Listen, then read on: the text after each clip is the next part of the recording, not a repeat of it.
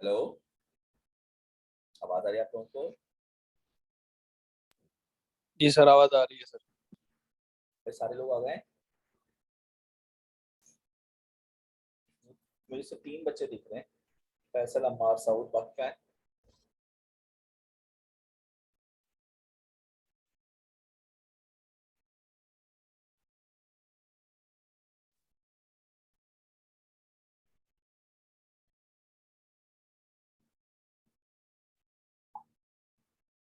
Okay भाई, ये है बैठे हुए सारे, जरा अटेंडेंस लगाएं। फैसल,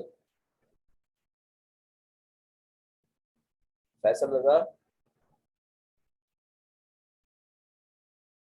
हेलो। Yes sir. क्या हो गया? बोल क्यों नहीं रहे हो? क्लास में हो या नहीं हो? नहीं सर, क्लास में हूँ। अच्छा, मैं स्टार्ट कर रहा हूँ तो अटेंटिव रहना। अम्मार, जी सर। सऊद अब्दुल्ला, जी सर। ठीक है। अच्छा, हसनैन और हुसैन नकवी। जी, हसनैन और हुसैन, आप हैं क्लास में? बताइए। Yes sir.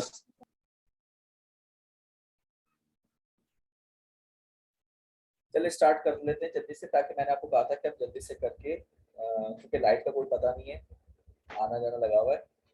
तो ये हम अपना टॉपिक एंड कर देते हैं जो लास्ट टाइम हमने स्टार्ट किया हुआ था, ठीक है?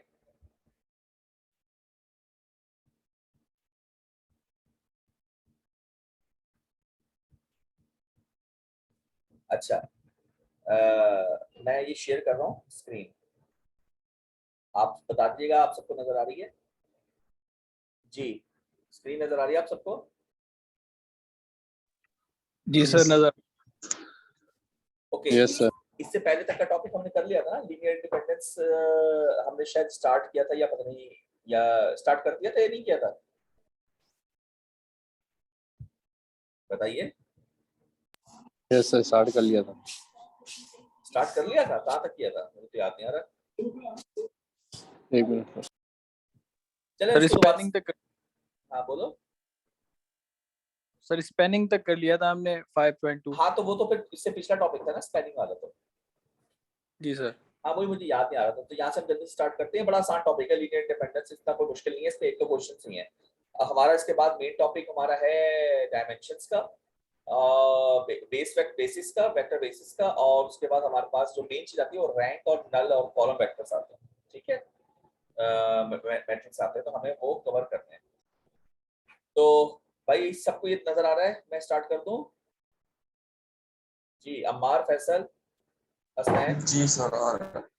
ओके, अब जरा देखिएगा, ये देखो यार, कुछ समझने की चीजें, मैं बोर्ड तो मेरे पास नहीं है यहाँ पर, मैं सॉल्व नहीं कर सकता, इसलिए मैं बुक से ही आपको दिखा रहा हूँ। आप जरा अगर कॉपी पेंसिल हो साथ में जरूर रख लीजिएगा, नोट करते रहिएगा पॉइंट्स, और सॉल्यूशन जो हो वो सॉल्व जरूर करिएगा, ठीक है? मैं आपको टाइम दूंगा।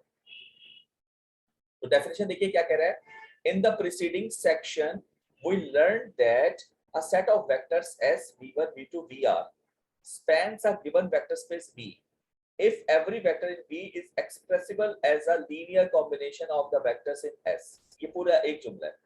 यानी पिछले सेक्शन में हमने क्या सीखा कि अगर एक सेट ऑफ वेक्टर्स हैं, यानी ये R वेक्टर्स मौजूद हैं, और जो कि स्पैन कर रहे हैं इस वेक्टर स्पेस को भी, तो हर वेक्टर v जो होगा, यानी उस वेक्टर स्पेस कैपिटल V का जो हर वेक्टर स्मॉल v होगा, वो लीनियर कॉम्बिनेशन के तौर पर एक्सप्रेस हो सकता है। In general, there may be more than one way to express a vector in V as a linear combination of vectors in a spanning set। देखो ये स्पैनिंग सेट हो गया, और एक आपकी वेक्टर स्पेस कैपिटल V है, दो चीजें हैं हमारे पास। तो वो कह रहा है कि हमारे पास एक से ज्यादा तरीके भी हो सकते हैं हम उसको एक्सप्रेस करें, जो कि अभी आपने सीख रहे हैं। In this section, we shall study conditions under which each vector in V is expressible as a linear combination of the spanning vectors in exactly one way। Spanning sets with property play a fundamental role in the study of vector। चलो ये छोड़ दो, आखिरी जुमला।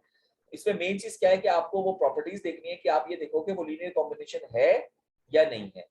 तो linear independence में हम यही चीज देखेंगे कि लीनियर कॉम्बिनेशन है या नहीं है, और लीनियर डिपेंडेंट है या लीनियरली इंडिपेंडेंट है। अच्छा, आप इसको समझने के लिए आप जल्दी से डेफिनेशन पर आए। भाई आवाज आ रही सबको? हेलो, जरा रिस्पॉन्स देते रहे ताकि मुझे पता रहे। यस ओके, डेफिनेशन बड़ी इंपॉर्टेंट है, डेफिनेशन बड़ी इंपॉर्टेंट है, जरा पढ़े। If S equals to V1 V2 VR, यानी ये क्या हो गया? स्पैनिंग सेट हो गया, यानी ये वेक्टर्स का एक सेट है जो कि स्पैन कर रहा होगा। is a non-empty set of vectors, then the vector equation is k1 v1 plus k2 v2 dot dot dot plus kr vr equal to 0। इसको नोट कर लीजिए, ये इक्वेशन सबसे इंपॉर्टेंट है, लिख ले इसको आप सब। पहली क्वेश्चन आपके पास आ रही है कि अगर आपके पास एक स्पैनिंग सेट दिया हुआ है r वेक्टर्स का, तो हर वेक्टर के साथ उसका एक कोफिशिएंट मल्टीप्लाई हो रहा है, तो इनका नेट रिजल्ट क्या होगा? 0 होगा। यानी क्या लिख रहा है? Has at least one solution, namely this has at least one solution. इसका क्या मतलब है कि जब इस क्वेश्चन को आप सॉल्व करेंगे तो इसका एक सॉल्यूशन कम से कम ये आएगा। भाई जाहिर सी बात है, अगर ये क्वेश्चन 0 है तो एक इक्वेशन यानी ये वाला जो सॉल्यूशन है वो तो लाजमी आएगा, इसके अलावा भी आ सकते हैं मगर ये लाजमी आएगा। यहां तक नोट कर लिया आपने? बताइए। जी जी सर, कर लिया। अच्छा, अब देखिए, आप लोगों ने पढ़ा था ना ट्रिवियल और नॉन ट्रिवियल सॉल्यूशंस, तो ये वही कहानी है कि अगर सिर्फ और सिर्फ ये सॉल्यूशन आ रहा हो इसको ट्रिवियल कहेंगे, और इसके अलावा भी अगर कुछ सॉल्यूशंस आ रहे हो तो वो नॉन ट्रिवियल कहलाएगा। ठीक है, ये पढ़ा हुआ है ना आप सबने? बताइए। Yes sir. तो मेरे भाई वो कह रहा है if this is the only solution, यानी अगर सिर्फ ट्रिवियल सॉल्यूशन एग्जिस्ट करता है तो S कहलाएगा लीनियरली इंडिपेंडेंट सेट, और अगर नॉन ट्रिवियल सॉल्यूशंस यानी इसके अलावा भी सॉल्यूशन एग्जिस्ट करते हैं तो S क्या कहलाएगा? Linearly dependent set. ये पूरी कंप्लीट डेफिनेशन है इसकी, ये लिख लीजिए कि अगर सिर्फ ट्रिवियल है तो लीनियरली इंडिपेंडेंट, और अगर नॉन ट्रिवियल भी है तो linearly dependent.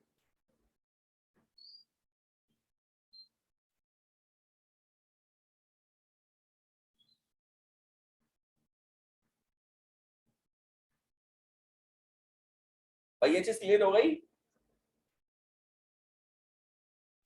Yes sir. Okay, अब आगे चलते हैं। अच्छा, इसके बाद एग्जांपल 1 जो ये तो ऐसी फजूल एग्जांपल्स हैं क्योंकि इन्होंने सिंपल v1 v2 v3 दिखाए हुए हैं और एक आपको क्वेश्चन दिया, इस पे आप रखेंगे तो रिजल्ट आपका प्रूफ कर जाएगा। तो ये 3-4 आपके पास एक्सप्रेशन, लेकिन ये पेपर में आने वाली नहीं है, ये बहुत आसान आसान है एग्जांपल्स, तो इसको आप देख लीजिएगा। एग्जांपल 1 2 3 तीनों को देख लीजिएगा, मगर ये इतनी इंपॉर्टेंट नहीं है। हम जरा चलते हैं ये वाली है ना, हाँ ये देखिए, ये पढ़िए जरा क्या कह रहा है।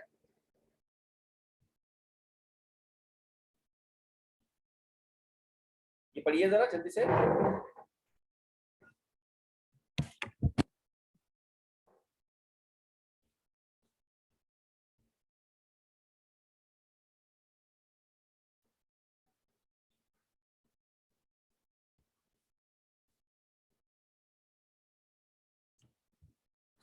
हेलो, आवाज आ रही है आप लोगों को? हेलो। जी सर, आ रही है। अच्छा, बारिश हो रही है आप लोगों की तरफ? नो सर, अभी तो नहीं हो रही। अच्छा, मैं अभी अब मैं देखने गया था खिड़की पे क्योंकि हमारी तरफ बारिश शुरू हो गई, तो मुझे आवाज आ रही थी पानी गिरने की। मैंने कहा पता नहीं पानी कहाँ से गिर रहा है, तो देखा तो अभी हालांकि अभी तो थोड़ा ऐसा मौसम हो रहा था धूप धूप सा, तो खैर भारत। तो जी साउद अब्दुल्ला, साउद जी सर। हाँ जरा रीड करो साउद। सर ये K1 वाला ही ना, K1 ब्रैकेट में जो लिखा हुआ अरे है। मेरे भाई एग्जांपल 4। अच्छा, determining linear independency dependence, whether the vectors v1 v2 v3, v1 is equal to 0 -2 3, v2 is equal to 5 6 -1, v3 is equal to 3 2 1 from a linear dependent form set or form a, form a linear, हाँ बोलो बोलो। Form sir बस इतना ही नजर आ रहा है sir. Form a linearly dependent set और अ linearly independent set, यहां तक दिख रहा है? जी सर। हाँ तो ये तो कह रहा हूँ, तुमने फ्रॉम बोल दिया था, मैं कहा फॉर्म, यानी ये जो है या तो लीनियरली डिपेंडेंट सेट बना रहे होंगे या लीनियरली इंडिपेंडेंट सेट बना रहे होंगे। तो इसको हम सॉल्व कैसे करेंगे? देखिए इसका बहुत आसान तरीका मैं आपको सिखा रहा हूँ। अब बोर्ड पे होता तो बड़ा मजा आता है यार सॉल्व करते, लेकिन अभी मैं फिलहाल आपको दिखा देता हूँ कि अगर आपको इस तरह से दिया हुआ, और ये पेपर में आने वाले क्वेश्चन है, अगर आपको इस तरह से दिया हुआ कि आप पता करेंगे ये तीन क्या दिए हैं, वेक्टर्स हैं ये तीन, ठीक है। ये तीनों क्या चीजें आपके पास, ये वेक्टर्स हैं। ये तीनों जो हैं वो लीनियरली डिपेंडेंट सेट बना रहे हैं, लीनियरली इंडिपेंडेंट। तो आपको क्या करना पड़ेगा, इसका ट्रिवियल या non trivial solution find out करना पड़ेगा। तो अब आप क्या करेंगे, सबसे पहले आप वो वाली इक्वेशन लेंगे अपनी, जो आपने सबसे शुरू में इक्वेशन देखी थी। तो वो इक्वेशन क्या थी आपके पास, बल्कि दिखा देता हूं आपको मैं ऊपर, ये रही। क्या है, k1 v1 k2 v2 kr vr 0। तो यहाँ पर हमारे पास कितने वेक्टर्स दिए हुए हैं, तीन वेक्टर्स। तो ये हमारे पास इक्वेशन आ गई पहली। जरा चेक करें क्या लिखा है, k1 v1 plus k2 v2 plus k3 v3 equal to 0। भाई यहाँ तक दिख रहा है सबको? Yes sir. अच्छा, सर। अब आप इस पे सब्स्टिट्यूट कर दीजिए। तो v1 में क्या आ जाएगा, 1 - 2 3 and so on so on. तो ये आपके पास अगली इक्वेशन आ गई कि v1 में v1 की वैल्यू, v2 में v2 की वैल्यू, v3 में v3 की वैल्यू। जब चूंकि इसके अपने एलिमेंट्स 3 है, तो हमने यहाँ पर 0 के भी एलिमेंट्स 3 कर दिए। यहाँ तक क्लियर? ठीक है भाई। अब आप क्या करें, सबका पहला पहला एलिमेंट ले लें जैसे हमेशा करें। तो ये क्या हो गया k1, ये क्या हो गया 5k2, ये क्या हो गया 3k2, और ये क्या हो गया 0। तो हमारे पास ये तीन इक्वेशंस बन जाएंगे। जरा देखें, k1 plus 5k2 plus 3k3 equal to 0। दूसरी क्या बनेगी, -2k1 6k2 2k3 0। और तीसरी इक्वेशन, ये तीन इक्वेशन आपके पास डेवलप हो जाएंगी। बताइए। जी सर सही है सर। अब देखिए हमने क्या पढ़ा था, कि अगर इनका सॉल्यूशन सिर्फ और सिर्फ 0 आता है तो इंडिपेंडेंट, और अगर उसके अलावा भी कुछ आता है तो डिपेंडेंट। तो ये ट्रिवियल और नॉन ट्रिवियल मैंने आपको बताया था। तो यही बात यहाँ लिखी है कि अगर इसका सॉल्यूशन सिस्टम का नॉन ट्रिवियल आएगा तो ये क्या कराएगा, लीनियरली डिपेंडेंट। और अगर इसका सॉल्यूशन सिर्फ ट्रिवियल आएगा तो ये कहलाएगा लीनियरली इंडिपेंडेंट। यहाँ तक क्लियर? यस क्लियर है सर। सर। तो इसको अब आप सॉल्व कर दें गॉसियन एलिमिनेशन मेथड, जो हम हमेशा से करते रहे, या गॉस जॉर्डन मेथड, जिससे भी आप करना चाहें। गॉस जॉर्डन, इस पे गॉसियन एलिमिनेशन का है, लेकिन गॉस जॉर्डन आई थिंक ज्यादा आसान रहेगा। लेकिन बहरहाल आप इसको सॉल्व कर देंगे तो इन द एंड आपको क्या करना पड़ेगा, जैसे हमने लास्ट टाइम सॉल्व किया था, कि आपको एक वेरिएबल सपोज करना पड़ जाएगा। तो आप जब वेरिएबल सपोज करेंगे तो हमारे पास ये रिजल्ट आएगा। ये अब आपका काम है इसको सॉल्व करना। ये सॉल्व करके मुझे नेक्स्ट क्लास में दिखा दीजिएगा कि k1 की वैल्यू क्या आई, -12t, k2 की वैल्यू भी -12t, और k3 की t। इसका तरीकेकार ये होता है कि आप किसी एक वेरिएबल को ना, एक कोई डमी वेरिएबल ले लें। जैसे इस केस में उन्होंने k3 को लिया है, अगर कोई चाहे तो k1 को भी ले सकता है। मतलब ये कि गलत नहीं होगा सॉल्यूशन, क्योंकि ये तो हम रैंडम ले रहे हैं ना, आर्बिट्रेरी वैल्यू। तो अगर आप कोई चाहे तो वो किसी और को भी ले सकता है। तो नॉर्मली हम ये करते हैं कि जो सबसे बड़ा होता है उसको ले लेते हैं। यानी हम ये करते हैं कि जो आखिरी होता है ना, 1 2 3 4 5 6 7, तो हम 7 से शुरू करेंगे। 7 को एक वेरिएबल लेंगे, सॉल्व हो रहा है तो ठीक, वरना हम 6 को एक दूसरा ले लेंगे। यानी अगर t से सॉल्व हो गया तो बहुत अच्छा, नहीं हुआ तो हम क्या करेंगे, 6 को u ले लेंगे, और फिर भी सॉल्व नहीं हुआ तो 5 को v ले लेंगे। तो इस तरह हम थोड़े से वेरिएबल को बढ़ा देंगे, लेकिन फिर वो सॉल्व हो ही जाता है। ठीक है, तो यहाँ पर आपने एक ही वेरिएबल लिया, उससे सॉल्व हो गया कि k3 t आ गया, k2 -12t और k1 भी -12t, यानी इन दोनों की वैल्यूज बराबर आ गई। तो अगर मैं k1 को t ले रहा होता तो k2 भी फिर मेरा t ही आ रहा होता, और k3 फिर मेरा माइनस करके ट्वाइस ऑफ t, इस तरह से कुछ आ जाता है। खैर भारत, तो ये हमारे पास क्या बता रहा है कि इस t की डिफरेंट वैल्यूज पर हमारे पास डिफरेंट आंसर्स आएंगे। अगर t को 0 ले लूंगा तो ये सब 0 हो जाएंगे, लेकिन अगर t की डिफरेंट वैल्यूज में लूंगा तो डिफरेंट आंसर्स आएंगे। इसका मतलब ये हुआ कि यहाँ पर इन्होंने एक ही जुमला लिखा है, लेकिन आप इसमें लिख दीजिएगा, मैं आपको बता रहा हूँ इजाफी, कि अगर t की वैल्यू, अगर आप t की सिर्फ 0 वैल्यू लेंगे तो यह लीनियरली इंडिपेंडेंट बन जाएगा। इसको लिख लीजिएगा, अगर आप t को सिर्फ 0 लेंगे तो ये बन जाएगा लीनियरली इंडिपेंडेंट, क्योंकि ये ट्रिवियल सॉल्यूशन देगा आपको। लेकिन अगर आप t की वैल्यू को नॉन जीरो लेंगे, सॉरी हाँ नॉन जीरो भी लेंगे, जीरो तो हो ही, अगर नॉन जीरो भी लेंगे तो नॉन ट्रिवियल सॉल्यूशंस कहलाएंगे, और ये लीनियरली डिपेंडेंट होगा। ठीक है, यहां तक क्लियर बात? Yes sir. ओके, यस आगे सर। कोई सवाल? No sir. अच्छा अच्छा, अब जरा ये पढ़ें, यहां से एक जुमला पढ़ें, ये क्या लिखा है, ऑल्टरनेटिवली पढ़े जरा। कौन पढ़ेगा, कोई भी पढ़े। पढ़ता ही नहीं यार, जब तो नाम ना लो। अमार आप पढ़ो। Alternatively, we could show the existence of non-trivial solution without solving the system by showing that the coefficient matrix has determinant 0 and consequently is not invertible. यानी हम ये भी कर सकते हैं कि इनके कोफिशिएंट्स, इनके कोफिशिएंट्स क्या होंगे? 153 -262 3 -1 1। इनको हम एक मैट्रिक्स बना के उसका डिटरमिनेंट निकाल लें, ठीक है ना? तो डिटरमिनेंट 0 भी आ सकता है और नॉन 0 भी आ सकता है, तो वहां से भी हम इसके सॉल्यूशन को चेक कर सकते हैं। तो ये आपका होमवर्क होगा, आप इसका डिटरमिनेंट निकाल के चेक करेंगे, मुझे नेक्स्ट क्लास में बताएंगे, ठीक है? सर अगर नॉन जीरो आया तो क्या चीज? नॉन ट्रिवियल, अगर नॉन जीरो आया हाँ तो फिर एग्जिस्ट कर रहा होगा, क्योंकि कह रहे हैं ना we could show the existence of non trivial solutions, यानी कि अगर हमारे पास डिटरमिनेंट 0 है तो नॉन ट्रिवियल आ सकते हैं, अदरवाइज ट्रिवियल ही होगा हमारे पास, ठीक है? ये एक काम करें ना यार, अभी सॉल्व करके चेक करो, अभी सॉल्व करें आप लोग। चलें स्टार्ट करें जल्दी से।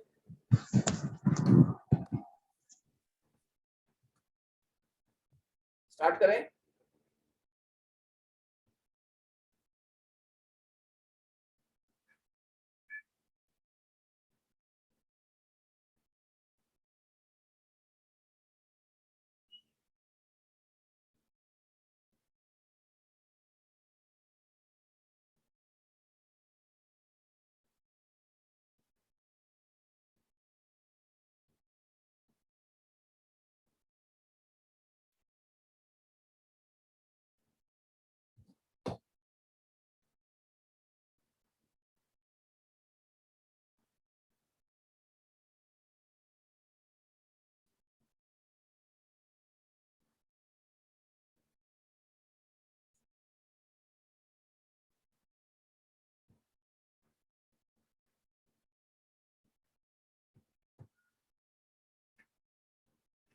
क्या आ रहा है रिजल्ट?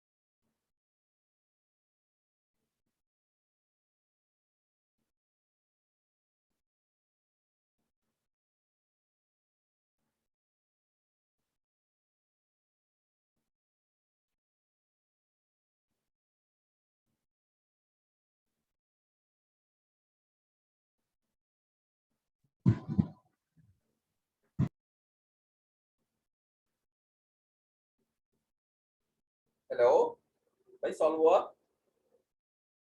यस सर, डिटरमिनेंट 0 आ रहा था। जीरो आ रहा है। तो इसका मतलब क्या हुआ कि हमारे पास क्या होगा? Trivial solution. दैट्स इट है? नहीं नहीं, उल्टा तो नहीं बोल गए, नॉन ट्रिवियल होगा मेरे answer. Yes sir, non trivial.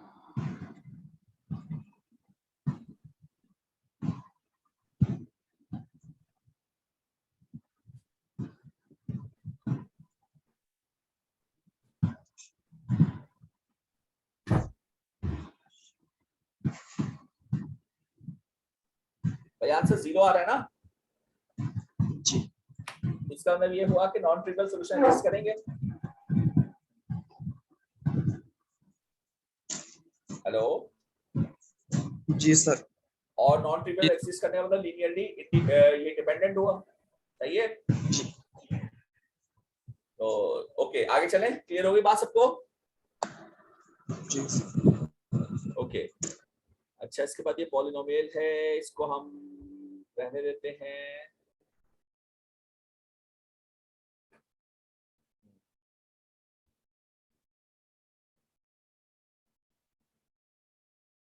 अच्छा ज्योमेट्रिकल है, इसको भी इसके न्यूमेरिकल ये मैं क्लास में देखता हूँ, ये ज्योमेट्री वाली चीज करा दूंगा आपको बस, ठीक है। इसी तरह के क्वेश्चन होंगे जो आपने प्रैक्टिस करनी है भाई, क्लियर बात? जी सर।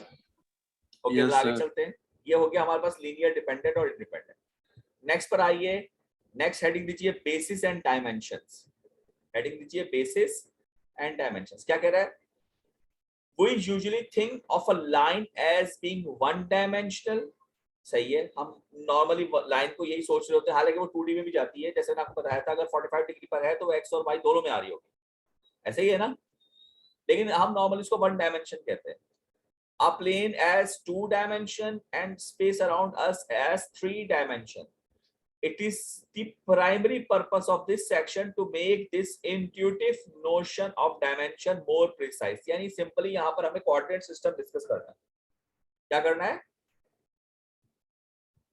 हेलो, आवाज आ रही है बच्चों? जी भाई सर आ रही है। रिस्पॉन्स देते रहो ताकि मुझे पता रहे ना। यहाँ पे हमें बेसिकली कोऑर्डिनेट सिस्टम को डिस्कस करना है। तो इसमें दो लफ्ज आ रहे हैं, मैं आपको पहले बता दूं, बेसिस और डायमेंशंस। तो डायमेंशंस तो हमें बताएगा ये कितना कोऑर्डिनेट सिस्टम है, यानी 2 डायमेंशन है, 3 डायमेंशन है, n डायमेंशन है, तो ये हमें बताएगा। और बेसिस होते हैं बेसिकली उनके बेस वेक्टर्स, यानी आसान लफ्जों में जैसे आपको याद कराऊं, अगर हम 2 डायमेंशन की बात करते हैं तो उनके बेस वेक्टर्स क्या होते थे? i, याद है आप लोगों को? i, और अगर तीन डायमेंशन की बात करूं तो ijk, है ना।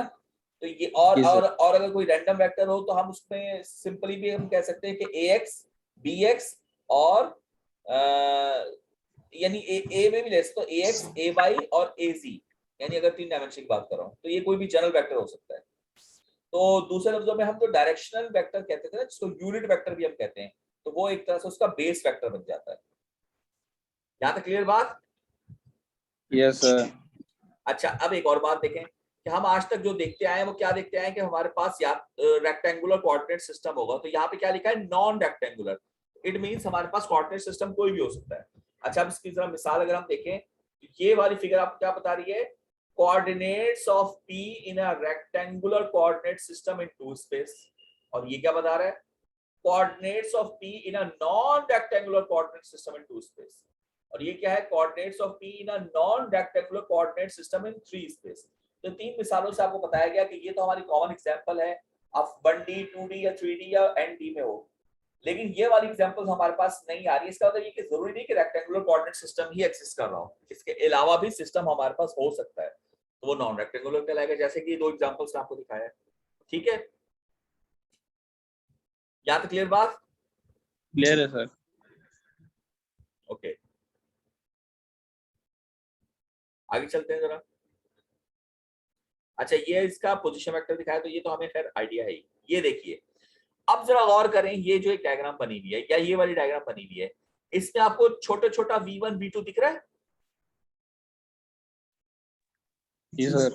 और यहाँ पर आपको ये छोटा v1 v2 के साथ v3 भी दिख रहा होगा, ऐसे ही है। और इसके अंदर आपको एक p दिख रहा है, इसमें भी p दिख रहा है। तो ये क्या है? तो बेसिकली जो v1 और v2 है, तो ये इसका आसान अल्फाज में यूनिट वेक्टर है, और टेक्निकल वर्डिंग में हम इसको इसका बेस वेक्टर कहेंगे। इस कोऑर्डिनेट का ये क्या है? इसका बेस वेक्टर।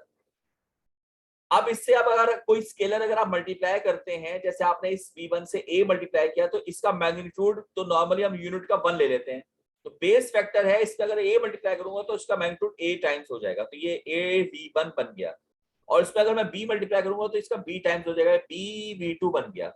और इन दोनों को अगर मैं ऐड कर लूंगा वेक्टोरियली तो ये हमारे पास पी वेक्टर बन जाता है, जो कि किसी भी पॉइंट का कोऑर्डिनेट हो सकते हैं। वो क्या है, ए कॉमा बी, क्योंकि इसकी डायरेक्शन v1 और v2 मिलके बता रहे हैं और मैग्नीट्यूड a और b मिलके बता रहे हैं। तो ये हमारे पास एक पॉइंट के कोऑर्डिनेट बन जाते हैं। ये चीज क्लियर भाई सबको? इस पर कोई सवाल है तो पूछिए। नो सर, सही है सर। और अगर आप नीचे देखें तो यहां पर भी यही सब कुछ हो रहा है मगर 3 डायमेंशन में। सही है, यही काम आपका किस में हो रहा है, 3 डायमेंशन में। सही है। या देखिए क्या लिखा है, informally stated vectors that specify a coordinate system are called basis vectors for that system. Although we used basis vectors of length 1, we shall see in a moment that this is not essential. Non-zero vectors of any length will suffice. यानी कि अब तक हम जो normally पढ़ते हैं वो unit vectors पढ़ते हैं। यूनिट वेक्टर्स का मैग्नीट्यूड 1 होता है और वो डायरेक्शन बता रहा होता है। तो यहाँ पर हम ये बेस वेक्टर जो ले रहे हैं वो कोऑर्डिनेट, यानी कि यूं कह लो कि यूनिट वेक्टर तो किसी भी वेक्टर का हो सकता है, लेकिन basis vector normally coordinate system के होते हैं, जस्ट लाइक आई जे के, मगर वहां पर उनका मैग्नीट्यूड 1 ही होता था। यहाँ पर हम 1 के अलावा भी ले सकते हैं और 1 भी ले सकते हैं। तो यानी एक तरह से अगर आप इस सिनेरियो में देखें तो बेस वेक्टर एक जनरल टर्म हो गई और यूनिट वेक्टर उसकी एक स्पेशल टर्म हो गई। जब आप उसका मैग्नीट्यूड 1 करते हैं तो यूनिट वेक्टर कहलाएगा। वरना बेस वेक्टर नॉर्मली क्या है, बेसिस को रिप्रेजेंट करने के लिए, यानी कि कोऑर्डिनेट सिस्टम की जो बेस होती है, यानी कोऑर्डिनेट सिस्टम को एक्सप्लेन करने के लिए हमारे पास कौन इस्तेमाल होगा, बेस वेक्टर्स। भैया तो क्लियर है बात? इसमें कोई सवाल? Yes sir, clear. कोई क्वेश्चन, कोई प्रॉब्लम? No sir. ये एक ही बच्चा बता रहा है, बाकियों को आवाज नहीं आ रही क्या है भाई? आ रही है सर, आवाज आ रही है। आवाज आ रही है? जी सर। अच्छा, चलिए फिर आगे चलें। ओके, ये देखिए, ये बड़ी अच्छी एग्जांपल्स दी हैं 4। पहली एग्जांपल, ये क्या है, equal scale perpendicular axis. Perpendicular मतलब ये 90 डिग्री वाले, और इक्वल स्पेस का मतलब है इसका एक्स एक्सिस और वाई एक्सिस की लेंथ जो है वो इसका 1 और इसका 1 बराबर है, इसका 2 और इसका 2 बराबर है, इसका 3 और इसका 3 बराबर है। मगर यहाँ पर अगर आप गौर करें तो यहाँ पर है तो परपेंडिकुलर मगर स्केल अनइक्वल है, यानी इसकी लेंथ जो है वो 2 सेंटीमीटर 1 के बराबर है, यहाँ पर 4 सेंटीमीटर 1 के बराबर है। ये चीज क्लियर है? ये 2 डिफरेंट एग्जांपल्स हैं, ठीक है? बताइए, क्योंकि ये चीज आपसे पूछी जा सकती है कि भाई परपेंडिकुलर एक्सिस के साथ इक्वल स्केल की एग्जांपल क्या होगी या अनइक्वल की क्या होगी, तो आप ये बना सकते हैं। इसी तरीके से अगर आप परपेंडिकुलर स्केल ना लेना चाहें, ये स्क्यू एक्सिस लिया हुआ है, यानी कोई भी एक्सिस है जो परपेंडिकुलर के अलावा कोई एंगल बन रहा है, तो यहाँ पर इक्वल स्केल और या अनइक्वल, तो 4 केस आपके पास है। भाई क्लियर? जी सर, क्लियर है सर। ओके जी। अच्छा, इसके बाद एक डेफिनेशन आती है, डेफिनेशन थोड़ी सी मुश्किल है, या चले बता देता हूँ। If V is any vector space और S स्पैनिंग सेट, यानी V एक वेक्टर स्पेस हो गया, S उसका स्पैनिंग सेट हो गया इन V, then S is called basis for V if the following 2 conditions hold. S is called basis का क्या मतलब हुआ कि ये तमाम वेक्टर्स जो हैं V1, V2, V3, Vn तक, वो इन तमाम V के कोऑर्डिनेट सिस्टम को एक्सप्लेन कर रहे हैं, इनकी बेसिस बन रहे हैं। वो कब होगा, जब S जो है वो लीनियरली इंडिपेंडेंट हो और S स्पैन्स V हो। लेकिन ये डेफिनेशन से बात समझ में नहीं आएगी जब तक हम सॉल्यूशन टेक्निक नहीं देखते। सॉल्यूशन टेक्निक क्या है, वो ये है, ये बहुत इंपॉर्टेंट है, इसको आपने लिखना है। लिखें, इफ S, ये लिख लीजिए क्योंकि ये याद करना है आपको। If S equal to V1, V2, Vn, यानी S जो है Vn वेक्टर्स का एक सेट है। क्या कह रहा है, is a basis for a vector space V, यानी ये जो वेक्टर्स हैं ये वेक्टर स्पेस V का बेस बनेंगे कब, देन एवरी वेक्टर V इन V, हर वेक्टर जो V के अंदर है, can be express in the form of this. अच्छा, ये चीज ना बहुत आसान है मगर ये समझ में नहीं आएगी। इसको मैं अभी अगर आपको 2 डायमेंशन 3 डायमेंशन बताऊंगा, आप फौरन समझ जाएंगे। पहले ये पढ़ ले, फिर मैं आपको समझाता हूं। जी पढ़ लिया? बाद में साथ में इंटरेक्ट करते रहो मेरे भाई। ऑनलाइन में सबसे बड़ा प्रॉब्लम होता है कोई बंदा नहीं दिख रहा है यार, पता नहीं समझ में आया तो पूछना है आप लोगों ने जी। ये पढ़ लिया आप लोगों ने? अच्छा कोई बच्चा ये बताए कि उसको कोई समझ में आ रहा है, कुछ किसी बच्चे को समझ में आया? बताइए। हेलो जी सर। जी साउद, इसको समझ में जी कुछ सर। आया आपके? ये जो लिखा हुआ है? जी सर, थोड़ा थोड़ा समझ में आ रहा है सर। अच्छा चले, मैं पूछता नहीं हूँ फिलहाल। मैं एक बात चीज कर एक काम करता हूँ। मुझे एक बात बताएं, अगर तो ये 2 डायमेंशन है फॉर एग्जांपल, ये दिख रही है लाइन आपको? जी सर। ये 2 डायमेंशन एक्स वाई एक्सिस आपको दे दिया, सही है। इसमें ये पॉइंट है, ये पॉइंट है, क्या नाम है इसका? पी। ठीक है, अगर मैं कहूं कि ये एक वेक्टर, इस तरह से मैं बना देता हूं, एक वेक्टर है ये, सही है। इस पॉइंट को पोजीशन वेक्टर हो गया ना, ये बताएं, ये पोजीशन वेक्टर हो गया ना मेरे भाई? जी सर। तो ये ओरिजिन है ओ। तो अगर मैं आपसे पूछूं कि इस पोजीशन वेक्टर का ओ पी, ये कैसे आप एक्सप्लेन करेंगे, तो क्या लिखेंगे आप बताइए? आप कहेंगे कि सर यहां तक की लेंथ क्या है, ये लेंथ, मैं कहूंगा ये लेंथ है ए, सही है। और ये लेंथ क्या है, मैं कहूंगा ये लेंथ है बी। बोलो भाई सही कह रहा हूं? जी सर, सही कह रहे थे। बहुत मुश्किल से लिखा जा रहा है ये। तो ओपी जो है, क्या मैं उसको ये लिख सकता हूं, ए आई प्लस बी जे? बताइए, जी सब बताएं। जी सर। लिख सकता हूं? जी सर। अब सब मुझे एक बात बताएं, इसके अंदर जो ये 2 डायमेंशन है, ये क्या चीज है? 2D। ये 2D जो है, ये एक वेक्टर स्पेस बी हो गई। देखिए मेरी बात समझिए, ये जो वेक्टर स्पेस बी है, फॉर एग्जांपल ये 2 डायमेंशन स्पेस है, मिसाल दे रहा हूं भाई, बोलो तो यार सही कह रहा हूं, ये 2 डायमेंशन की स्पेस हो गई, ठीक है। तो ये ए और बी क्या चीज है? ए और बी इसके बेस वेक्टर्स हो गए। ए और बी क्या है? इसके बेस वेक्टर्स हो गए। सॉरी, उल्टा बोल गया। ए और बी नहीं, आई और जे, इसके क्या हो गए? बेस वेक्टर्स, ठीक है। जी सर। क्योंकि यूनिट वेक्टर्स है ना आई और जे। भाई आई और जे यूनिट वेक्टर से, क्योंकि ए और बी का ताल्लुक तो नहीं है ना, आई और जे का ताल्लुक उससे है ना, इसकी डायरेक्शन से, कोऑर्डिनेट सिस्टम की। सही कह रहा हूं? जी सर। तो आई और जे क्या हो Yes. गए? इसके यूनिट वेक्टर्स हो गए, सही है। अच्छा अब ये जो ओपी है, ओपी ये बेसिकली एक पोजीशन वेक्टर है ना, ओपी। जी सर। इसको मैं पोजीशन वेक्टर, यानी एक तो वेक्टर कह सकता हूँ, ये पोजीशन वेक्टर एक है ओपी। बोलो। जी सर। तो ये जो लिखा है ना, एवरी वेक्टर v इन v, इसका मतलब क्या है कि एवरी वेक्टर v इन v का मतलब ये कि जैसे ये वाला वेक्टर v है, ये 2 डायमेंशन में है, तो हर वेक्टर 2 डायमेंशन में, यानी ये वाला v भी इस 2 डायमेंशन के अंदर ही आया है, can be express in the form of this. तो हम ये कह रहे हैं वो इस कोई भी वेक्टर होगा इस 2 डायमेंशन में, वो एक्सप्रेस इस फॉर्म में हो सकता है कि एक कोई कांस्टेंट a हो, उसके साथ i लिखा जाए, और कोई कांस्टेंट b हो, उसके साथ j लिखा जाए। ये लिखी हुई है ये बात।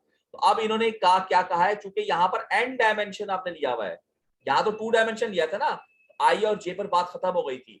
लेकिन अगर मैं इसको n डायमेंशन दे दूं, तो मैं क्या कहूंगा, n डायमेंशंस में मेरे पास ये जो है ना v1 v2 vn, ये बेसिकली है i j k l m n o p and so on। या यूं कह लो कि अगर मैं पोजीशन वेक्टर की बात करूं, i सिर्फ ले लूं, तो ये है i1 i2 i3 in, उन्होंने उसको v ले लिया। v1 v2 v3 vn is a basis for a vector space v, यानी ये ijk होगा एक तरह से वेक्टर स्पेस के। ये समझ में आया सबको? जी सर। ये क्या हो गया? ijk हो गए, ठीक है भाई, बोलो तो। जी सर। तो वो कह रहा है फिर हर वेक्टर जो उस वेक्टर स्पेस पे होगा, वो इस फॉर्म में लिखा जा सकता है। तो कैसे लिखा जा सकता है? जैसे ये लिखा है कि आई के साथ उसका कोई कांस्टेंट आ गया, कोफिशिएंट आ गया, जे के साथ उसका आ गया, ये 2 थे, तो यहाँ पर इन्होंने लिख दिया V1 के साथ C1 आ गया, V2 के साथ C2 आ गया, V3 के साथ C3 आ गया, V4 and so on, Vn के साथ Cn आ गया। अगर इस तरह से करूंगा तो मुझे बताओ पूरी n डायमेंशन हर